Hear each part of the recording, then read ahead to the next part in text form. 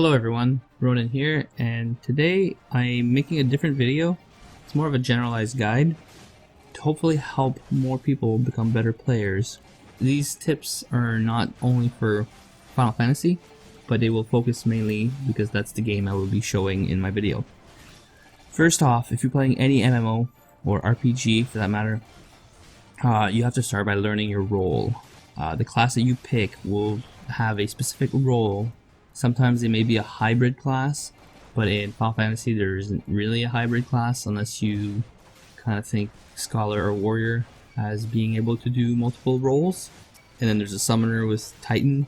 The closest hybrid would be a Bard because it has songs. Now I haven't played the Machinist class yet, but so far the Bard is the closest to a support class, but it still brings a great amount of DPS. So I would rule it into a DPS class. But other than that, it's not really a hybrid class per se, it's just that they excel at being able to do multiple functions for your party. By learning your role, you have your tank, DPS, and healer, and this should focus your gameplay style as to how you want to play that class. If you're playing a tank, your goal is to mitigate as much damage as possible and to make sure you're getting hit and not your teammates, because they can't take a hit like a tank can. Second is your healer. Your primary job is to keep your party topped up. If you can push DPS or buff your group, that's great, but your primary role is to make sure nobody dies. The third one is DPS. Your sole purpose is to kill things fast. Whether it's AoE or a single target, you have to be able to manage your rotations to be able to do as much damage as possible. Your sole purpose in the game is to kill things fast. Now, some classes in other games have debuffs that help greatly or crowd control abilities, but in Final Fantasy XIV, there's not really much CC that is made available. You have the Black Mage Sleep, but generally if you use the Sleep in this game is because you're about to die, because there's not really a point unless you really want to do single target damage. But with a Black Mage in your group, he excels at AoE damage anyway, so you may as well just kill everything fast. There's no need in Final Fantasy XIV for crowd control, really. Plus, I've noticed that most ads in dungeons now are immune to sleep anyway. The only thing you may want to use is maybe a slow ability that comes from Shadow Flare, or most classes have a stun, or a silence, but generally those people don't use it like it's advertised unless they really need to. Like I remember Chimera, when it first came out, you had to silence. Same with the defensive node in turn 1, you had to silence because to paralyze would just be ridiculous. Other than that, it's just straight damage. Now for my second tip to try to help you guys more is research your rotations. So read every single skill that you have in your arsenal, because almost every single skill has a purpose and a time to be used properly. Research how the game mechanics work. Like a big one is dots. Dots will take a screenshot of all of your buffs, and then when you apply the dot, it will remain for the entire duration. So that means that if you have, for my example, I play Warrior mostly, I will have Berserk in Internal Release so that my increased crit chance and increased damage applies for the entire 30 seconds of the fracture, even though I may only have 5 seconds left on my Berserk. So make sure that you know the game mechanics, regardless of what game you play. Know what your skills do, be familiar with your skills, create a HUD that you are comfortable with. A lot of the people I play with, when they see my hotbars, they say, like, how do you play like this? Because I have I have 5 hotbars. 4 that are mainly used in combat, and 1 that is used, it's mainly PvP, so I should probably remove it for now because I don't actually play PvP. And then I have a few on the sides where it's my class changing for faster change of class, so I don't have to open the menu and go dig out the classes I do or do not play. And then I have 1 with my raid food and my mounts and all that. My 4th hotbar, you'll notice, for me, it's I'm trying to put items in there that all my classes can use. So if I'm putting, let's say, a potion there, then it's a potion that all the classes I play, or at least multiple classes, will be using. So it allows me to put as many skills as possible on my other 3 that I mainly use in combat and that are easier to access for me. So what you want to do is minimize the amount of skills you have to actually physically click on. Because clicking on a skill can lead to mistakes, can lead to misclicks, increased time in between attacks, so it lowers your damage. It can make you miss a cooldown, so if you're tanking, you may actually forget to use a cooldown, or you don't have enough time for the big hit. It's really important to have hotkeys set up. One example is I use my Steel Cyclone as my Q key, and my Inner Beast as my E key. Now I'm actually considering putting the R key because it's also easy to hit. Right now with my keyboard, I can only reach to 5. 6, I'm kind of stretching, and I think I would miss certain attacks if I tried to do that. So try to limit yourself to what you can reach on your keyboard. And then for me, the reason why I have 3 bars like this, well, actually 4, is because I use an MMO mouse. So this is going to bring me more or less to gear that's going to cost you money. Before I get into things that will cost you money to improve your gameplay and experience, not just your skills, you should download ACT. ACT is a program that will read your combat log and register the damage you're doing. You can set it up for anybody around you or your party so that you can see what your gameplay or your style, your rotation is compared to other players around you. So if you're lower, let's say you're playing with the exact same class as you, and you're lower than him, then you can maybe ask him questions, what he's doing different. Maybe it's his gear, because gear is important. You should always strive to do a better job. I love using ACT because when you're practicing on a target dummy, you can test out your rotations and see what you like doing better. Look at videos if you have no idea what to do about your rotation. You should always try to improve your game style. Once you do download ACT, spend about 30 minutes on a target dummy and practice that rotation just to make sure that you have it and it's all muscle memory, that you're not clicking anything, you know which button to push when. It also brings me to TeamSpeak or Vent. Now, those are the 2 major voice over IP programs that you can use.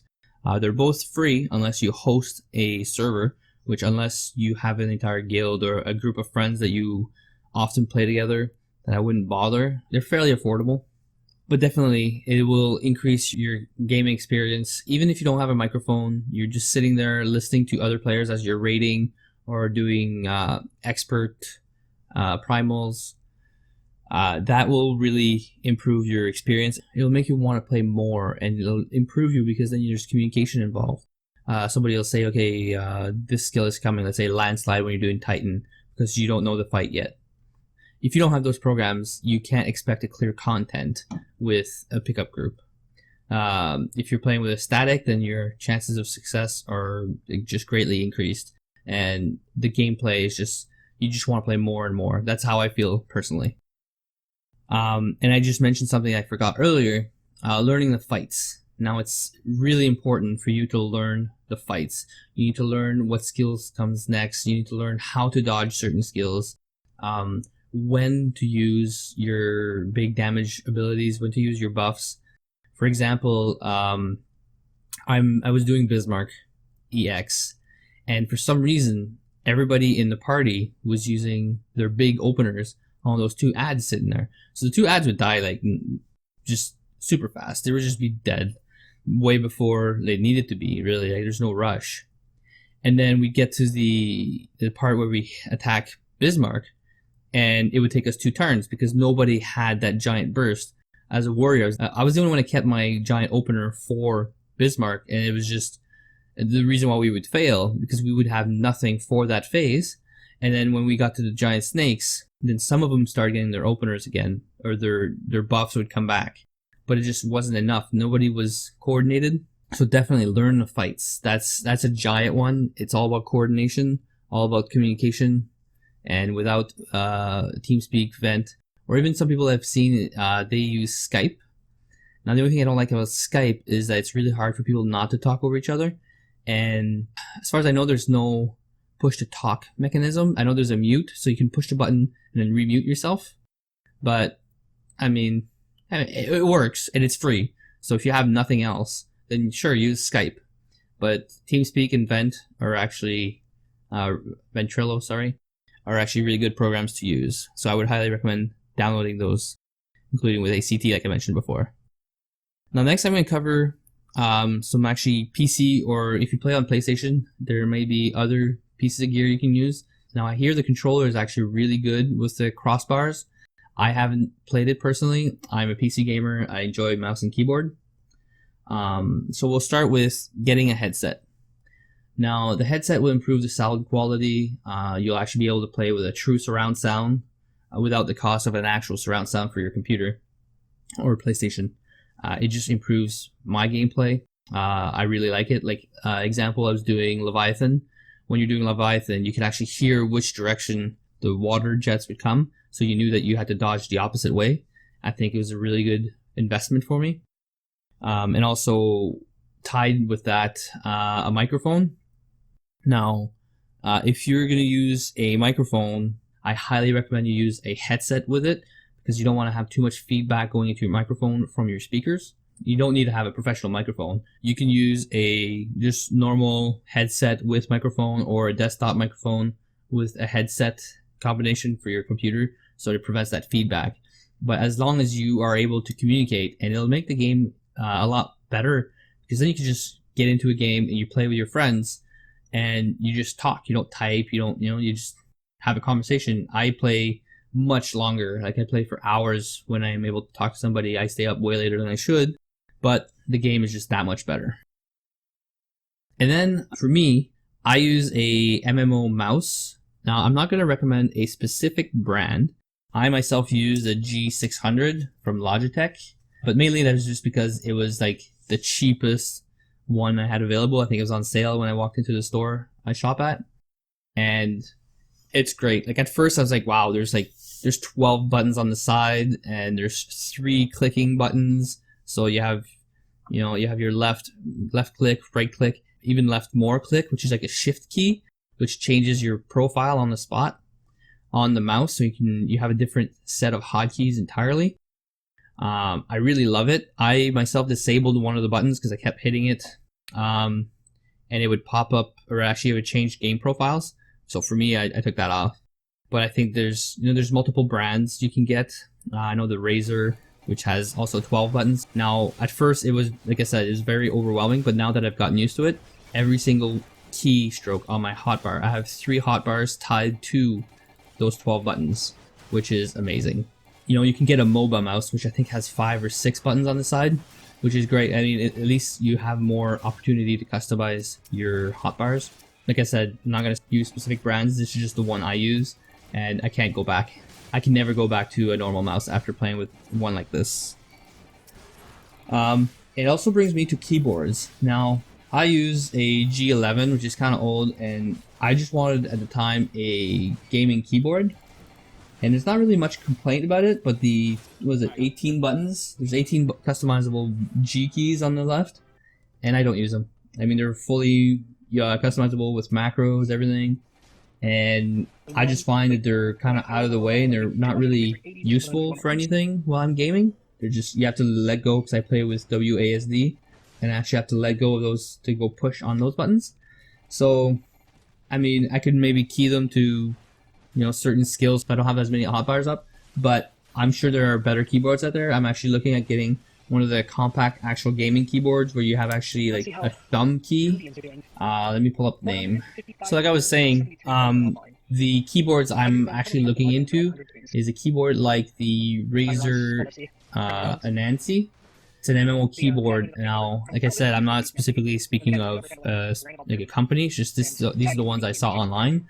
What I really like about this one that's different than mine is that below the space bar, there's 7 buttons. Now, depending on how far that is from my WASD key, if I have to see one, you can see that I may be able to use almost all of them. Now, it may be awkward. I'd be willing to try these out because that gives me even more skills without having to click. It gives me even more hotkeys for my hotbars. This is like a feature that I would really want. The other type, I'm looking on the Razer website again. Now I saw a Logitech one. I'm just not sure how customizable it is. Now this one is called the Orb Weaver. I'd be interested to see how well it plays. It claims to have 30 fully programmable keys, and looking at it, it's kind of a compact form of my WASD. I'd be able to still use WASD format, but then just above you still have from 1 to 5, so that's 5 buttons, 5 keys, and then you still have your essentially Q, E, R, and then where tab would be, you have number 6. So that doesn't have to be tab, it could be something else, which I think is great because it's just another key I can use for another skill. So this would allow me to never have to touch my hotbars in combat, which is a feature I would actually really love. And then just below, I could also have more, which is my Z and all those keys, because all those features you don't necessarily use in combat. So, I mean, I'd have to rethink where I put my mount and dismount, or my sheath weapon, certain things like that, or my C key. I could keep it, or I could use like a different key for when I'm not in combat. I may even be able to have my keyboard, because you'll still need a keyboard to type. I could potentially be able to have my keyboard a little bit farther to the side, so that when I need to type, I just go over and type. And then just have this keyboard for purely just the combat aspect of video games. Now, the thumb button, they claim that you could use it to move in 8 directions. I'd be interested to see this, because that could change entirely how I move with my WASD keys. This would give me a massive amount of potential. Plus, if I could tie in that keyboard with shift and control key maybe, or something to that effect, that would double, even triple the amount of skills I could have tied as a hotkey option. I really recommend getting either the mouse, if you can afford to. I mean, don't go out just spending this because I said so. I'm just giving tips for once you're comfortable with your rotation, once you understand your role, once you have your stacks, and you just want to improve even further, then you should start looking at getting some of these components, because it will improve your gameplay by quite a bit. I can't play Warrior without my mouse. Without those 12 buttons, I can't play the Warrior class. It'd be too insane with all the amount of cooldowns and where they are and having to click. Just not for me. The next tip is finding a static. Finding a static is, one of the most important features in an MMO. You want to have a group of friends that you enjoy playing with. People that are just as skilled, if not more skilled than you. You want to have great players, because when you're playing with other great players, you learn from them, they learn from you, and you just collectively get better. And that's how it's been. I've been in my static for over a year now, and we're all really good together. And hopefully, nothing happens, because I mean, life does happen. People have to go back to school, people have a job, and it's really hard to find a great group of guys to play with that you actually enjoy. And it's not just like a really hardcore raiding. Okay, it's all about just clearing it, then you're done. There's a good camaraderie in there, and team building is really good in Final Fantasy. So find yourself a static. Try to find a static with great players. If you feel that some of those players, or even if you're the one that's kind of lacking, at least find players that are willing to learn. There's nothing that frustrates me more when somebody asks me how to play their warrior class better, because they know I do a really good job, and then they turn around and I look at them and they don't follow my advice. And they're like, well, how come you do this so much better? Because you're not following my advice. One example I had of this, a warrior asked me in my previous FC, what stat should I put on my Zenith? I told him, on your relic weapon, you should put crit det, and then you'll figure out your accuracy somewhere else. Or put some accuracy in there, but crit det's going to be your best at this time. And he turned around and put parry, accuracy, and skill speed. He said, well, that's because that's the cheapest option. Then that's fine. If you don't want to spend the money, then don't expect to get the best weapon, but then don't bother asking what you think I should do if you're not going to go ahead and do it. So have an open mind. There are multiple ways to play an MMO. It's not always, okay, you have to play it this way. There's always going to be an optimal way, but it's not going to be optimal for every single fight in a game. So you want to be flexible. An example of this is the warrior again. I love to play warrior with strength build. You're stronger, you self-heal better, You probably won't take a hit as good as a Vit warrior, but the amount of times that you need to be full Vit is very rare. So sometimes you have to adapt. I remember in third coil, I would run with 2 pieces of Vit gear for most of it when I actually had to tank. As my eye level rose on my left side, I had more Vit naturally. I started taking some of that Vit out. But that's also communication with your healers. My healer is great for it. He says he enjoys it. It makes him a better healer. So we roll with it, and then I'm able to push a lot of damage, which in turn helps the rest of my raid. Another tip: once you're done, you're comfortable with your class, you're very familiar with your UI. Play another role. Roll an alt and start playing that role.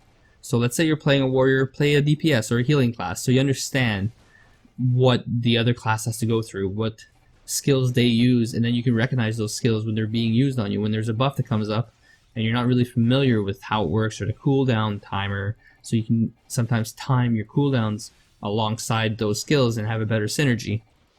And understanding, sometimes let's say a summoner doesn't really, or didn't used to have great burst damage, and all their damage would need time to build it up. Well, then you need to understand that when you're trying to, let's say you're just killing a single ad at a time, but to maximize the DPS, let's say you have 3 ads, you may as well switch targets so that the dots have the maximum amount of time on, and it keeps his damage up, and overall your group is doing better. And as far as healers go, if you're not going to be using cooldowns because you think, Paladin's, tanky enough, then go play a healer and then you'll understand what it's like. If you're a healer and you don't understand why your tank can't keep aggro, go play a tank and then figure it out. And then when you run into a tank that's not keeping aggro, you can tell him, look, this is how I do it when I tank. And you can give him tips, and hopefully he's got an open mind and he'll listen, and then you'll play better together. Instead of just trolling people and just being aggressive and toxic, hopefully the gaming experience will be better. Now, sometimes even I still have bad days where I'm, making mistakes here and there, where I run into a new dungeon and for some reason, people are just expecting you to know how to do the dungeon, even though it's your first time and you're in the learning party. Take a breath and then, think about what you're doing, and, just take it lightly. A lot of people in this game, their views are ridiculously skewed, so you shouldn't expect people to be able to do everything on their first attempt. It takes time to learn some of the fights, especially if any of you are raiders. Second, third coil took a while to learn some of the fights. And also, there's multiple ways to clear a fight. It's not just one way to clear content. Now, a lot of people watch videos online and they'll try to focus on that one method, but often enough, it's not the only way. So if you sub into a different static, I know that my static, Neon Quality, we do things differently, and when we bring in a sub because somebody had to miss a raid night, then we need to find people that are open-minded, that are able to deal with mechanics in a different way that tailors to an entire group. It's the same if I join a different group for that night. I need to be able to adapt to their mechanics, because it's easier for one person to learn than to change 7 people's ways of doing things. And maybe some of these new people have not done that content and they just expect everything to be so easy, and it's not always that easy. Sometimes there's a lot of mechanics getting thrown at you. Once you've learned them, it's really easy. But don't forget that a lot of the players are new to the game, even new to MMOs, and just don't know some of the tips. So please share those tips. It's a massive multiplayer online game. You want to have more people playing. The thing that happens to most MMOs and they die out, they have no players and they don't have good quality players. So you want to have a great community so that the content keeps getting released, so that you keep having fun playing the game. If not, it's just going to turn into just any other MMO that failed in the past. I mean, some of them were good, but they just did not have the player base and failed. Now, my last tip to improve your gameplay is record your fights. So get either Fraps or OBS, which is Open Broadcaster Software. It is free to download. There's a few other ones. There's lots of software you can use to record your games. Some may even come with your video card. And record your fights. Now, if you're doing a raid, you're learning, it's great. You know, you go around, you pass your ideas as a group. But if you have at least one person recording, then you can go after when you have downtime and just watch the footage, and you'll see other people making mistakes, and you can learn from that. You can see yourself making mistakes, and you can see, like, let's say you're like, I don't know how to dodge this skill, and then when you're rewatching it, because you don't have to play, you don't have to react, you can say, oh, I should have moved over there, and it will improve your gameplay. And then you can just watch over your own footage, and it will help you so much to just learn from your mistakes. And you'll actually be able to see them. Sometimes you just die and like, oh, what just happened? You scroll through your log and you're like, well, I don't know, I got hit for 8k. But then if you rewatch the footage, you might miss that the boss didn't have a cast bar, but he had a tell to tell you that the spell was coming. Like, for example, Twintanya, I remember, she would have a cast bar for Death Sentence, but because your Inner Beast was such a short window for it, that if you were attacking and you were still in animation while the Death Sentence were just starting to hit, and then you missed your Inner Beast, you could potentially die. Learn the boss's tells, so you rewatch a fight, and then you see that she does a plunge attack on you, generally just before, and you can kind of time the Death Sentence so that you know when to use your Inner Beast properly. So there's a few things like that. Yeah, I'm going to stop the video here. I'm pretty sure it's long enough of a rant for me. Hopefully this information is helpful for everyone. I'm going to keep releasing more videos like this. I just want to have better players all around. It doesn't matter what game you're playing. I want a better community of gaming so that everybody enjoys playing their games. I'm very passionate about being efficient in my gameplays, that I want that experience for everybody. Please don't forget to subscribe if you like this content. If you have any comments, feel free to put them below, whether it's negative feedback so I can improve on it, or positive feedback so it can fuel me to make better videos. Just do it. Thank you everyone again, and I'll see you in a couple days.